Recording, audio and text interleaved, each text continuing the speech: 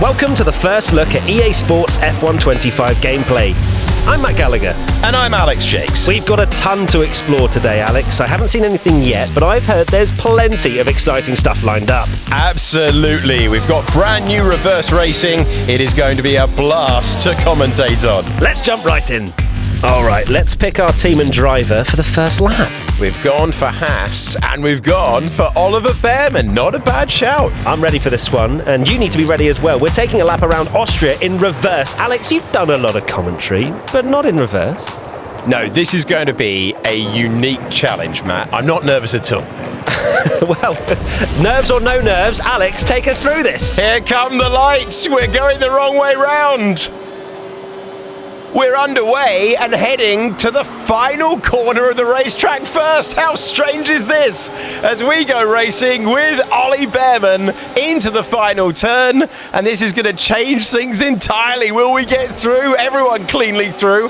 We're climbing the hill into the Jochen-Rindt curb, but this is completely alien stuff, Matt. So the studio wanted to spread their efforts to deliver value for players across the board. Reverse tracks allow EA to deliver something a bit more light-hearted, a bit different like we're seeing right now. It's a lot of fun because now we're climbing the hill. At turn 7 and 8, normally, have now turned into a really fast chicane. This is still a great overtaking opportunity, and Ollie Behrman's showing us that.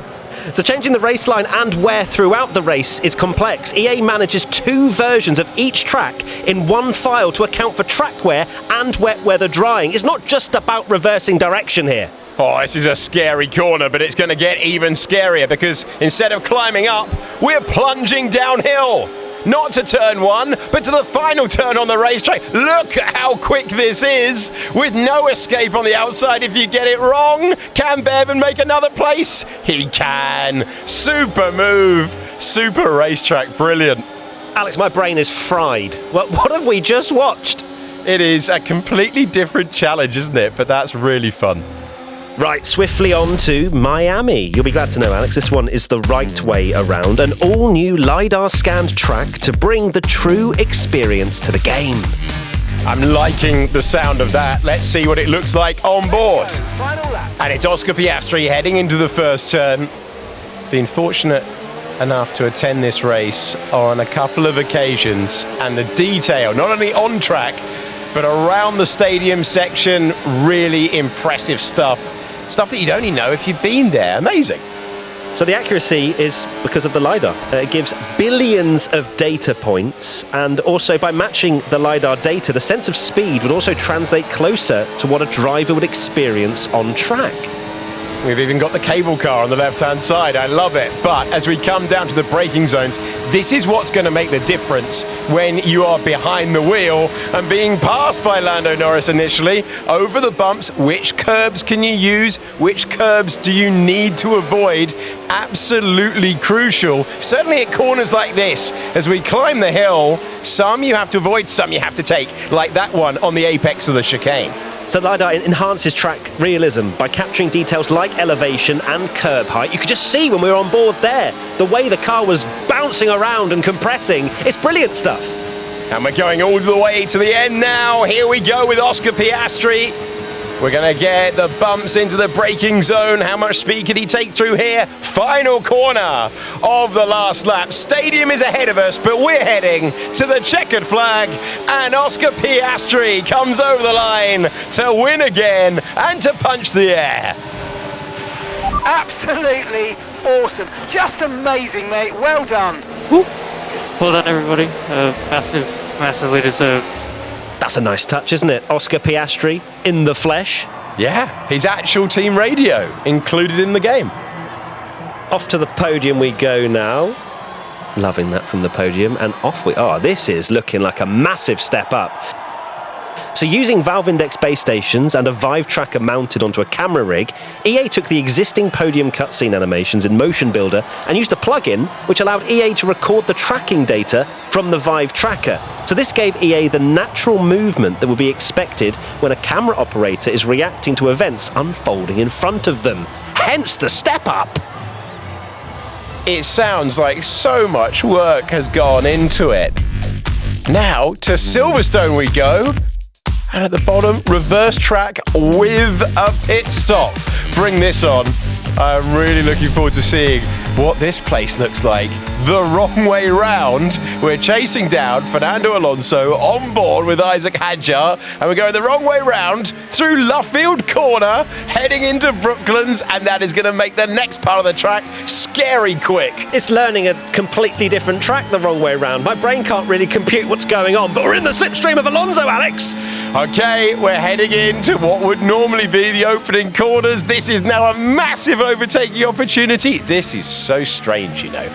An iconic circuit, the home of British motor racing, and we're going completely the wrong way round. In fact, we're going into the pit lane right now. Scrub off the speed, and we head into the Silverstone pit lane, past the iconic wing, which is now on our left-hand side. Still getting used to all of this, and it's a straight pit stop race. Hadjar versus Alonso. In goes Alonso, and now we're hitting our marks. Can we jump him here? The turn-in was optimal. We hit our marks. Can we beat the Aston Martin out? No! Fernando Alonso has done us. He's kept position. I'm intrigued to see what this next bit's like, though, because it is so tight in real life, and it's now the pit exit. We've barely got any room to use. Get rid of the limiter. Here we go, flat to the floor, and rejoin heading into Stowe Corner. But it's now a left-hander, and Alonso's getting away from us. Phenomenal stuff. So the garages in the pit lane have a totally new layer comprising of all bays, pit perches, crew, floor decals, garage signage, pit limits and exit lights. Everything had to face the other direction and be ordered differently. Oh my word. Beckett's, then maggots. Unbelievable combination, still brilliant, even in reverse. And we're heading to Copse Corner. Are we going to go around the outside? Hang on right now. Come on! Oh, what a move that is. Amazing. Nice work, mate. That brings This you is off pace. absolutely brilliant to watch. I think this track will actually be one of the most difficult ones to learn. Totally agree, Matt. We are now off to Bahrain. We have another LIDAR track, and it means that you can see things like the fan zone that's there in real life on the left-hand side. And we're following Gabriel Bortoletto down to the first turn. There's always bumps down there at the first turn. You can see the suspension is working away as he locks up. He's chasing Carlos Sainz up the hill. That's feeling very recent in the memory, Bahrain Grand Prix, as we head slightly up the hill. The track's undulation is very apparent now and feels authentic overall, especially when you reach turn 5. You get that great whoa moment because you really get to see and feel the elevation as a whole. And the fast stuff is where LIDAR really comes into its own. Big direction changes, completely accurate. And now we're at turn 8. We're getting closer to the Williams in front. Speaking of accurate, representation of the sandy and desert terrain verges in terms of slope and natural formations. The accuracy is just unmatched. We head into turn 10 now, known for its challenging downhill braking zone. That's also been replicated so that players will get to experience the precise elevation drop and tricky off-camber corner entry, giving them a true-to-life driving experience. Oh, it's Lock-Up City.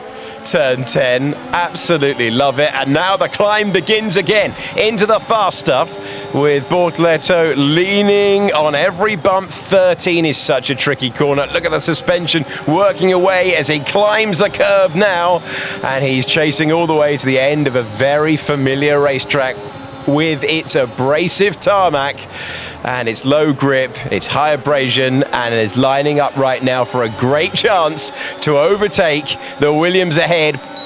There's the rear wing element going up, and the Brazilian driver continues to chase on to Suzuka. Yes, please. Absolutely adore this racetrack.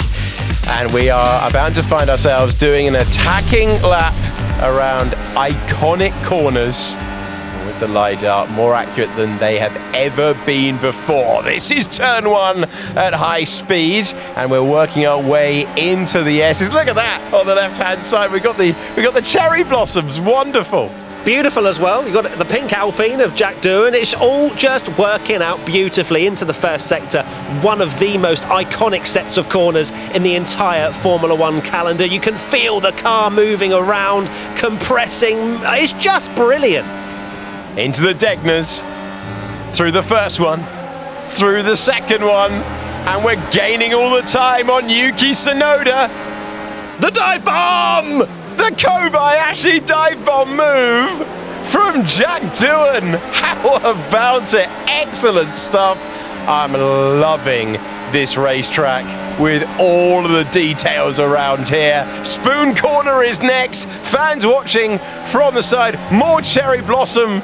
And around this racetrack, it really is a beautiful place to come. Spot the Cherry Blossom is the game we're playing at the moment. We're in the slipstream of Alex Albon. It's looking beautiful. How's 130R going to be? Albon wants a move. That is a dangerous place to try and overtake. He couldn't make the pass. How about the iconic chicane? Made famous by Prost and Senna. The big wheel on the left-hand side. It's an amazing view from that, by the way. It's an amazing view on board with Jack Doohan as we go across the line. My word, does Suzuka look great? We've gained another place on the way to turn number 1. What a great racetrack. I love that place. Heading to Australia we go now for the Grand Prix, the first race of the season it was this year. And look at that. Raining in Melbourne.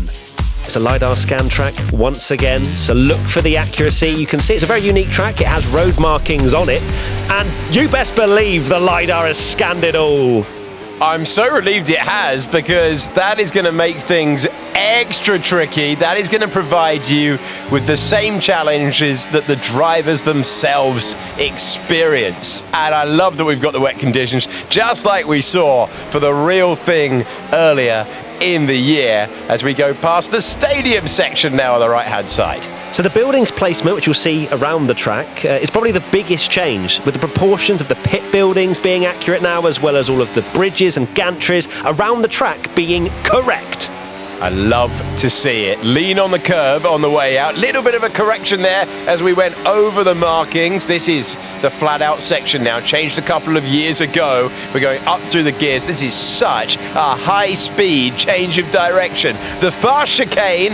How brave are you feeling through here? Gaining so much time, and another great overtaking opportunity. We're chasing down Liam Lawson. This place looking fantastic, even though it's pouring with rain. Oh, we're going to go for a move down the inside of Lawson. Beautiful stuff, and you'll see all around this circuit, as it is a street circuit technically, every barrier has been replaced with the correct height and proportioned versions, as well as all the colours and materials being updated.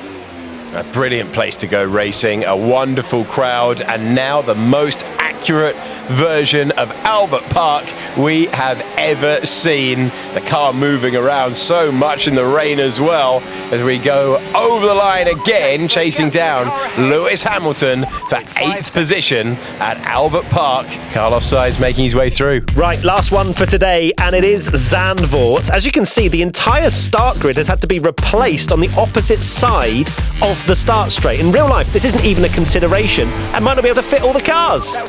This is going to be amazing, because it's a banked first turn. Look at this. This place is mad enough. The normal way round. This is epic going backwards. We're now into the stadium section. I'll spot your apex here. Where is it? I tell you what, I'm really enjoying this version of Zandvoort. It's going to get quicker and quicker now, and there's a good overtaking opportunity coming our way. I mean, we're already ahead, so don't worry about it too much. On board with George Russell, snaking our way through, and then it's going to get super quick again. I quite like it this way round. Yeah, I think it's going to get even more chaotic now as we head through this left-hander, missing the apex ever so slightly, and this corner here, banked uphill. Here we go. I'm going to speak to the organisers. I think this is the way forward. This is so quick, and it now means that the original turn 3 is going to be no runoff at all, and banked as well. Ah, phenomenal stuff. How is turn 1 in real life going to fare for the driver here? The last corner.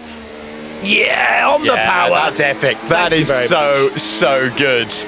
All right, Zandvoort, we've got a few ideas for the Grand Prix. It's not over until it's over. Okay, great job.